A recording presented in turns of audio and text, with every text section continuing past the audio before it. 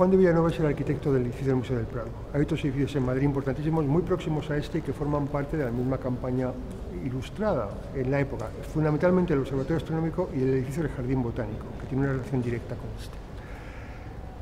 A Juan de Villanueva le encargan el edificio en el año 85, 1785, y él presenta dos proyectos. Es tanta la importancia que para él tiene el edificio que presenta dos proyectos alternativos, de los cuales el primer secretario de Estado, entonces el conde de Floridablanca, elige uno, el que considera entonces menos costoso, en términos puramente económicos. También yo diría que quizá el más valioso de los que él pudo imaginar en aquel momento, quizá inducido el conde de Floridablanca en gran medida también por el propio Villanueva. El hecho es que de ese edificio comienza a cimentarse el arranque de las obras en el mismo año 85, en el mes de septiembre. Y sin embargo hay un momento en el que aquel proyecto cambia. Es decir, hay un momento en el que en el año 87, sabemos que en junio del año 87, por investigaciones recientes, Villanueva presenta al rey la maqueta que hoy forma parte de las colecciones del Museo del Prado, la maqueta que ahora tenemos justamente a la espalda.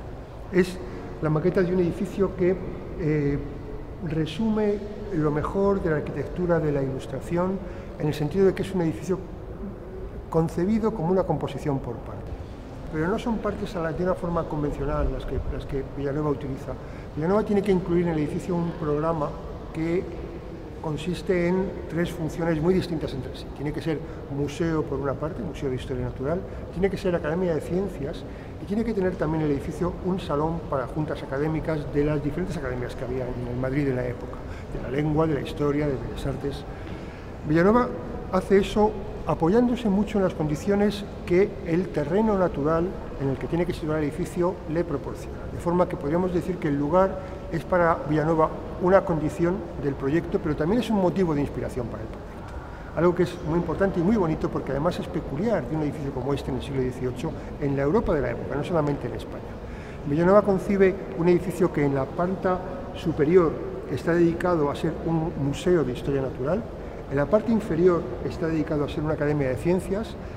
Al museo se entraría por una fachada norte confiada a un orden jónico, a la academia de ciencias se entraría por una fachada sur confiada a un orden corintio, y ese tercer elemento, ese salón para las juntas académicas, es el que estaría justamente en la parte central del edificio. Se interpreta muy bien en la maqueta cuánto esto es un volumen, casi diría autónomo, independiente, ajeno, incluso por su escala, por la escala del orden dórico, que también lo identifica y le sirve de seña de identidad, por lo tanto, como acceso directo al salón para las juntas académicas, que aparecería justamente detrás de este cuerpo que se proyecta hacia el exterior y que tiene, sin embargo, hacia el interior una entrada en profundidad para lo que sería la sala principal de columnas. Bien, si en la maqueta, como un documento de época, damos la vuelta al edificio, intentamos girar para ver cómo es la parte trasera, una parte de la fachada que Villanueva cuidó extremadamente, pero de la que no tenemos dibujos originales. Formaba parte de un mundo que no se ofrecía como fachada pública y al que él no dio demasiada importancia. Sin embargo, en la maqueta está perfectamente identificado y perfectamente tratado. Se ve muy bien también ese mismo juego de volúmenes, de salientes y entrantes, de efectos de luces y de sombras que veíamos que también se iba a producir, o se produciría siempre en la fachada principal. Hay un cuerpo central, el del Salón de Juntas Académicas, que se proyecta hacia el exterior. Va a haber variaciones en relación con lo construido, porque ese testero plano luego se va a convertir en un ábside. La torre que hay justamente en la parte central no se va a construir. Es un cuerpo un tanto enigmático porque nunca se ha sabido, no hay documentos para interpretar cuál era la función que hubiera tenido ese cuerpo, que por otro lado tampoco es demasiado afortunado, da un énfasis excesivamente vertical a la entrada principal de orden dórico, pero en cualquier caso es un documento espléndido para entender cuál es el tercer proyecto de Villanueva para el edificio del Museo del Prado. Estamos ante un momento en el que se reconoce muy bien la idea que el siglo XIX tuvo del edificio en relación con los programas que Villanueva había incluido en el interior. Aquella especialización por plantas, en la inferior la academia, en la planta alta el Museo de Historia Natural, los discípulos de Villanueva del siglo XIX lo reconducen, de forma que cuando el edificio va a ser un edificio dedicado a museo de pintura y escultura procedente de las colecciones reales, la planta baja se dedica a escultura y la planta alta pintura, de forma que esa especialización por plantas se mantiene, aunque los objetos que se exponen en esas salas sean muy distintos. El edificio del Museo del Prado está concebido como un edificio paralelo al paseo del Prado, al paseo público. Es un edificio alargado, en el que además Villanueva está favoreciendo las circulaciones longitudinales. En rigor podríamos decir que es un edificio con muy poca fachada. La fachada principal de un edificio es aquella en la que tiene su puerta principal a su vez. La puerta del Botánico, la puerta de Murillo y la puerta de Goya son fachadas estrechas del edificio, pero el edificio se ofrece lateralmente hacia el Paseo del Prado. Lo que estamos viendo, por lo tanto, en gran medida es más un lateral del edificio, del museo, que el frente principal. ¿Cómo consigue Villanueva que este sea el frente principal del edificio? Pues inventándose en el centro de ese sentido longitudinal un cuerpo transversal que frontaliza toda la composición.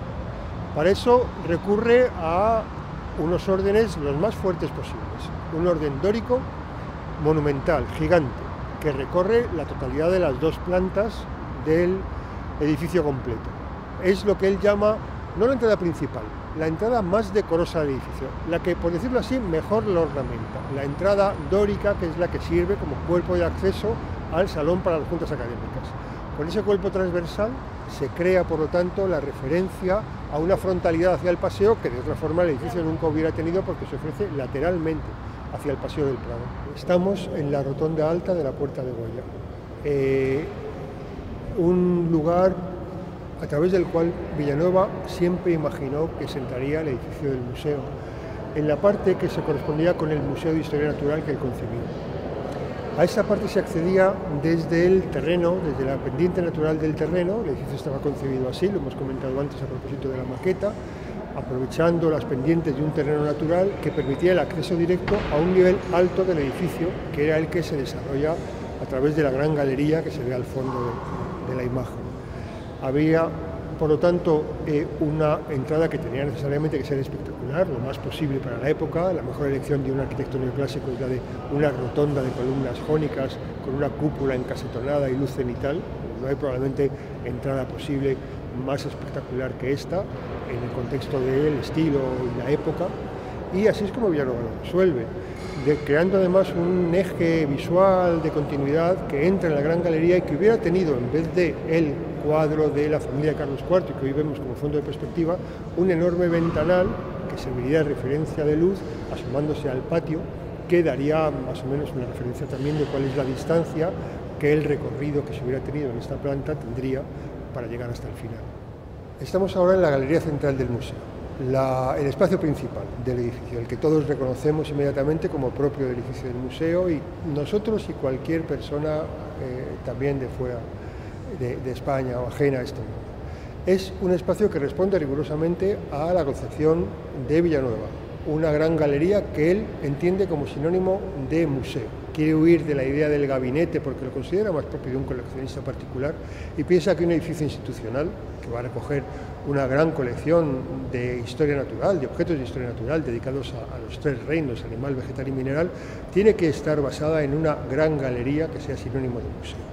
Esa galería monumental es la que él concibe de esta manera, con bóvedas de cañón, con un espacio central intermedio relacionado con una bóveda vaída que singulariza la parte central y con una idea de continuidad que, sin embargo, en intervenciones posteriores en el edificio se ha visto modificada.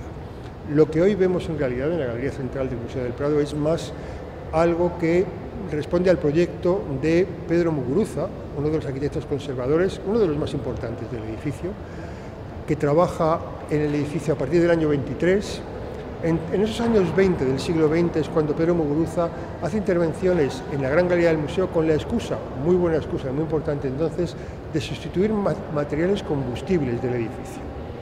Se quitaron tarimas de madera, se quitaron entramados de madera de las cubiertas, se sustituyeron por estructuras metálicas, y en el caso de la gran galería lo que había era bóveda encamonada que habían construido los discípulos de Villanueva cuando hubo que derribar, porque estaba en ruina, la bóveda original de ladrillo de Villanueva, que había sido muy dañada por las humedades cuando los franceses, durante la ocupación de la Guerra de la Independencia, retiraron los plomos de las cubiertas para construir munición, para hacer munición con ellos. Bien, esas cubiertas originales se habían visto muy deterioradas, los discípulos las sustituyeron por unas bóvedas encamonadas, los camones eran de madera y hubo también que retirarlos y quitar esas bóvedas porque efectivamente tenían materiales combustibles. Pedro Muguruza la sustituyó por una bóveda de hormigón armado, tecnología punta en la época, pero le dio esta apariencia de bóveda histórica con formas de escayola que reproducen los lunetos originales del edificio. Mantuvo los lucernarios que daban luz cenital a la galería, que tampoco eran originales de Villanueva. Sus discípulos, especialmente su discípulo Antonio López Aguado, cuando el museo se dedicó a museo de pintura en esta planta alta, escultura en la planta inferior, los discípulos abrieron lucernarios porque se consideró en el siglo XIX, a comienzos del siglo XIX, que era la luz idónea para una exposición de pintura. Y cegaron finalmente los lunetos laterales de la bóveda, que eran los que daban una iluminación alta y lateral a la galería tal como Villanueva la había concebido. El resultado, por lo tanto, es el que hoy se ve como una mezcla de un buen número de intervenciones que en cualquier caso están reproduciendo como concepto y como idea la original del propio Villanueva.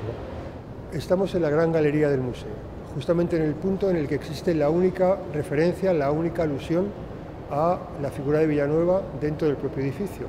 En el eje con la sala de las Meninas, con la sala de Velázquez, está en una parte alta un busto de José Grajeras, un escultor del siglo XIX, que hizo ese retrato de Villanueva basándose fundamentalmente en el único retrato conocido del arquitecto, que es el de Goya, que se conserva en la Real Academia de San Fernando.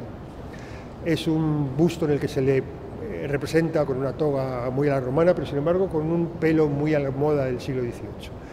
Representa muy bien al personaje en la medida en que, efectivamente, Villanueva es un hombre del siglo XVIII por época de nacimiento, porque muere en 1811, cuando el XIX está recién arrancado y en España todavía participa de mucho del régimen político y del régimen de la Ilustración que se ha vivido en el momento anterior, y representa al arquitecto en una edad un tanto intemporal. Un hombre que quizá es en España la figura que mejor nos explica un número de influencias que solo él tuvo como personaje singular.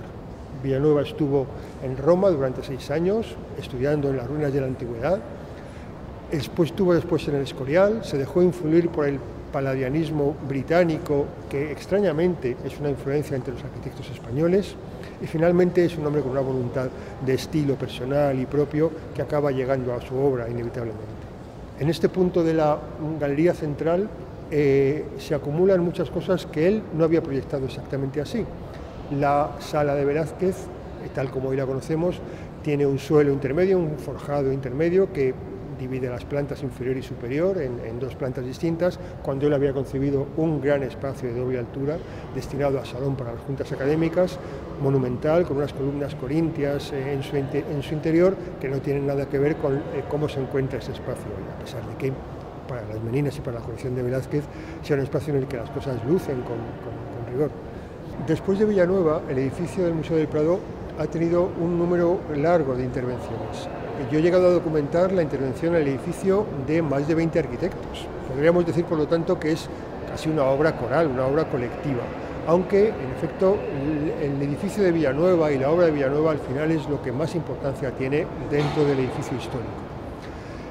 El edificio ha sufrido varias ampliaciones. Ha tenido ampliaciones en los primeros años 20, por parte de Fernando Arbós, otra en los años 50 por parte de Fernando Chueca y Manuel Lorente Junquera, en los años 60 por parte de José María Muguruza y finalmente la última intervención, enorme, definitiva, muy probablemente porque efectivamente ha hecho entrar el edificio en el siglo XXI con una holgura larga y una arquitectura contemporánea más que valiosa, es la ampliación de Rafael Moneo.